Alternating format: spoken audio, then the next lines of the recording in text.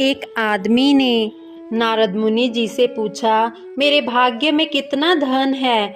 नारद मुनि ने कहा, मैं भगवान विष्णु से पूछकर आपको कल बताऊंगा। नारद मुनि ने अगले दिन उस आदमी को बताया कि तुम्हारे भाग्य में 1 रुपया रोज का है। आदमी बहुत खुश रहने लगा। उसकी ज़रूरतें 1 रुपये से पूरी हो जाती थी। एक दिन उसके मित्र ने कहा, मैं तुम्हारे सादगी जीवन और खुश देखकर बहुत प्रभावित हूँ तुमसे। मैं अपनी बहन की शादी तुमसे करवाना चाहता हूँ। आदमी ने कहा, मेरी कमाई 1 रुपया रोज का है, इसको ध्यान में रखना, इसी में तुम्हारी बहन को गुजारा करना पड़ेगा।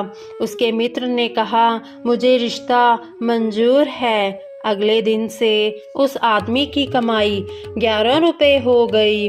वो नारद मुनि जी के पास गया और कहने लगा, हे मुनिवर, मेरे भाग्य में 1 रुपया लिखा है, फिर 11 रुपये क्यों मिल रहे हैं? नारद मुनि ने कहा, तुम्हारा किसी से रिश्ता या सगाई हुई है क्या?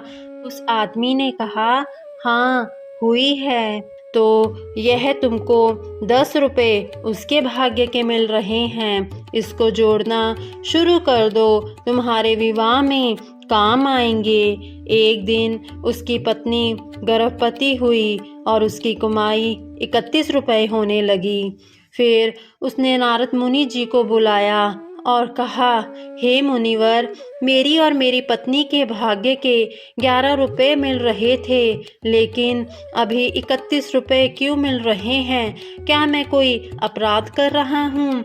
मुनिवर ने कहा, यह तेरे बच्चे के भाग्य के 20 रुपये मिल रहे हैं। हर मनुष्य को उसका भाग्य ही मिलता है, किसके भाग्य से घर में धन दौलत आती है हमको नहीं पता, लेकिन मनुष्य अहंकार करता रहता है कि मैंने बनाया, मैंने कमाया, ये मेरा है, मैं कमा रहा हूँ, मेरी वजह से सब हो रहा है। हे मनुष्य, तुझे नहीं पता कि तू किसके भाग्य का कहा रहा है, इसलिए कभी भी अहंकार नहीं करना चाहिए।